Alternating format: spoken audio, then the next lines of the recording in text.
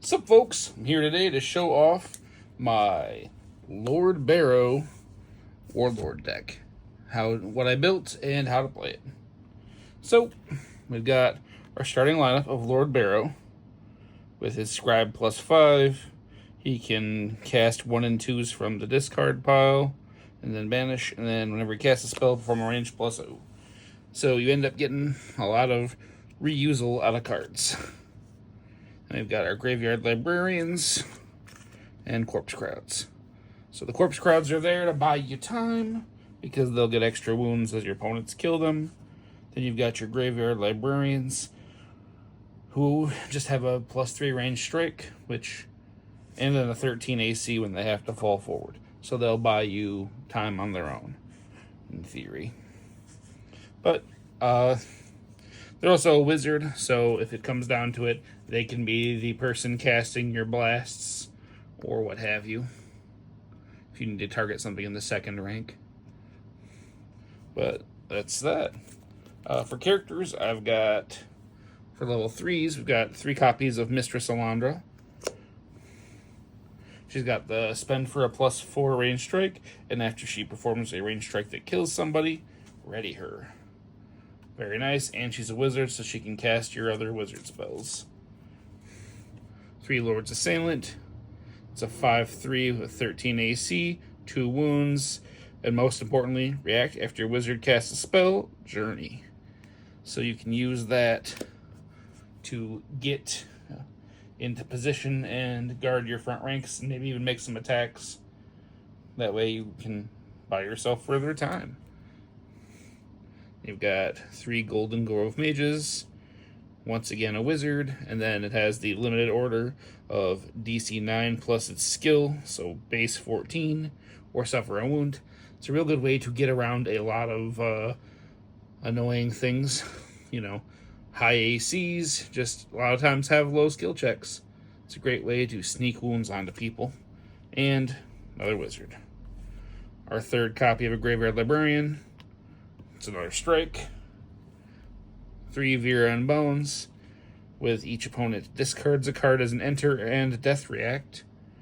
Great way to subtly tax your opponent if you play it at the right time. Very, very cool.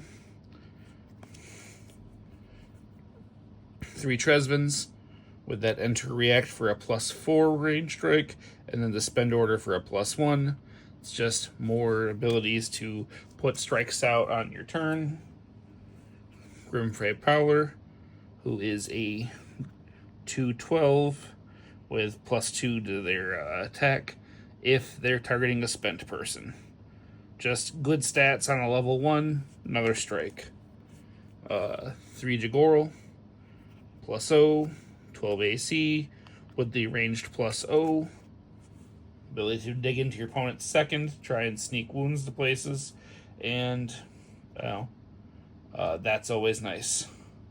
Let's get to some items. Here's my cheeky include, the Archivist Journal. Got 2 copies.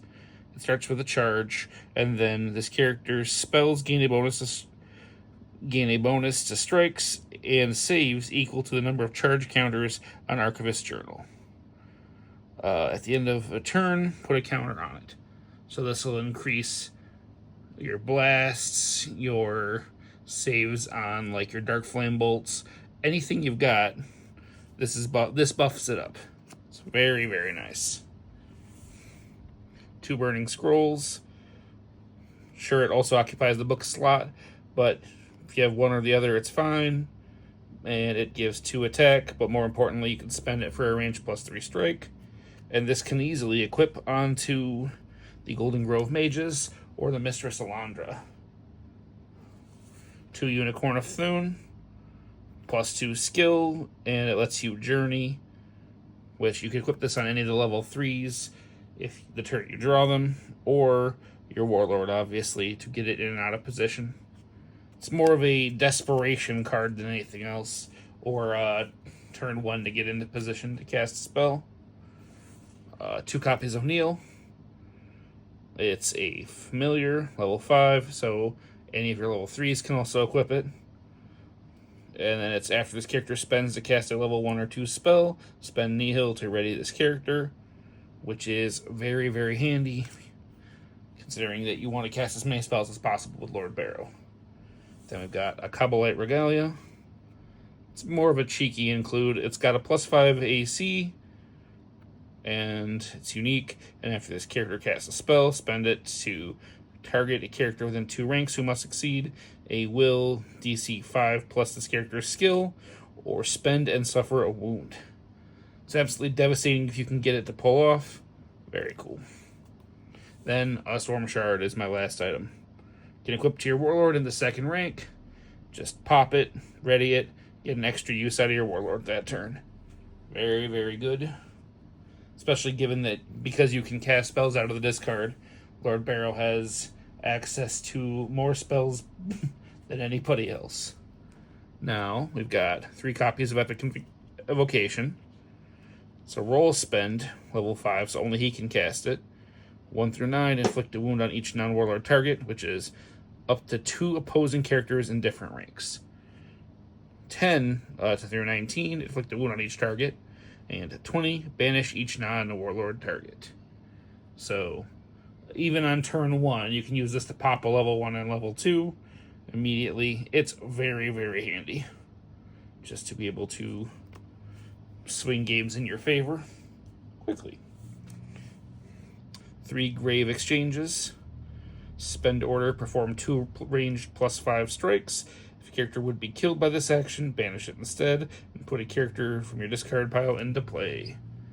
Alright, so you can use this to rebuild corpse crowds, which lets you sneakily, if you have 1 out, you can keep buffing it with these. Other than that, you do be aware you have to put the character into play in the appropriate rank. So, if you grab a level 3, you're putting it into your rank 3. So, be careful with that. Got my 3 Dissolves. Spend order, target an item within 2 ranks that is lower level than this character's level +5. Destroy the item. Current meta has a ton of scary items, and this can even pop a Avernus' Axe with a level 2. So, super useful. And then because you're Lord Barrow, you get to use them twice. Once from your discard pile, once from your deck.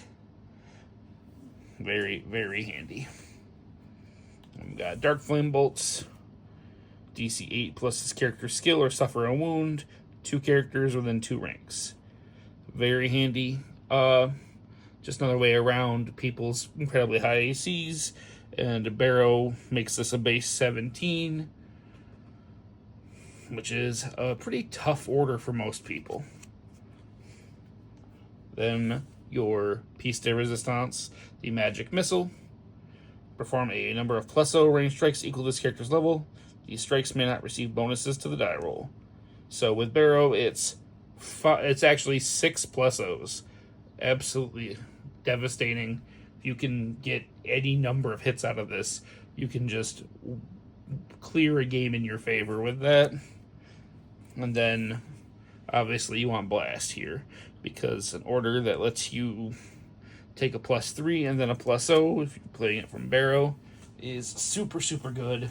And if you have nothing else better in your turn, you can play them from your discard to get another strikeout. So that's the deck. The idea is basically to just shoot out as many strikes as possible with Barrow, just to try and clear your opponent's board as fast as possible before they get to you, because you aren't winning a long game against a lot of decks. You're not tough enough, but you can definitely put out numbers that your opponents have to respect, and if they don't be surprised if you blow them up. It's a super fun deck. I went to this locals, and I went 3-1 with it. It's a lot of fun. Would recommend, if you have opinions, cards I should be trying out, feel free to hit me up. If you have any questions, hit me up. Thanks. Hope you have a great day.